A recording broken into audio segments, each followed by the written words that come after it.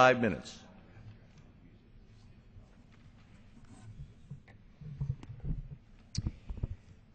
Mr. Speaker, last Friday night, my home community was rocked by unspeakable violence.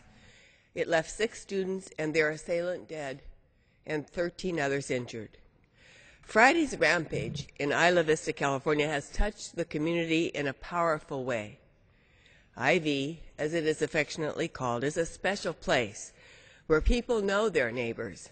Everyone is presumed to be a friend, and bikes are more common than cars. But on Friday, IV joined a growing list of small communities touched by unspeakable violence.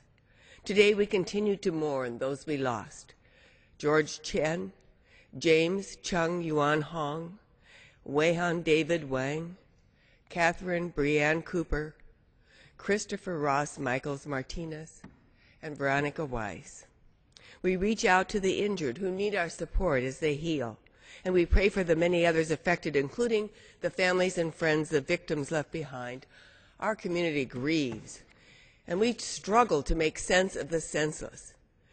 For many, in a variety of places, this sadness and grief is also a frustration. More could have and should have been done to prevent this tragedy from the start.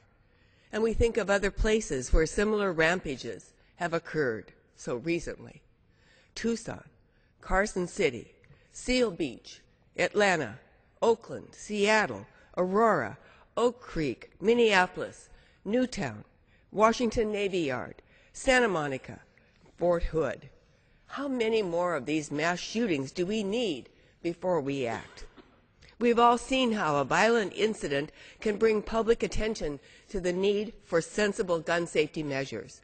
We know that we must keep these weapons out of the hands of violent individuals, but all too quickly the attention fades, the drumbeat quiets, and we are left with inaction. I sincerely hope that this time will be different, but it won't be unless we, as Congress, act. The American public wants universal background checks. They want limits on high-capacity magazines, increased school safety, and stronger gun trafficking penalties. And that's the least we can do.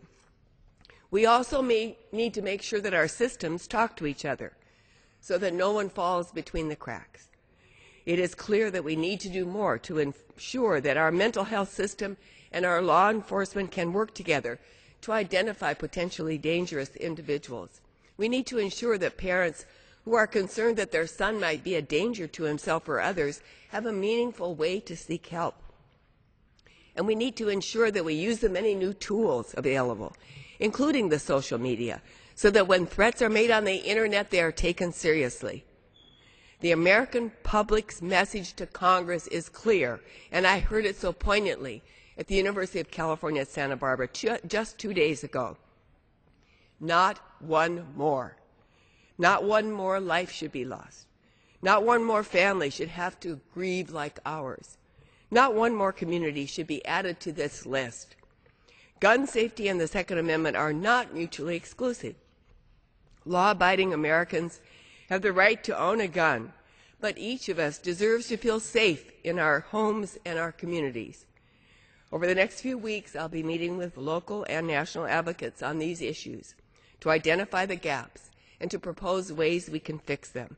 But no matter how many bills are researched, supported, and proposed, we need our House leadership to commit to us, to commit to the American people, that we will have a vote. Bills may pass, they may fail, but the American people have the right to know where their elected representatives stand. I joined the chorus excuse me.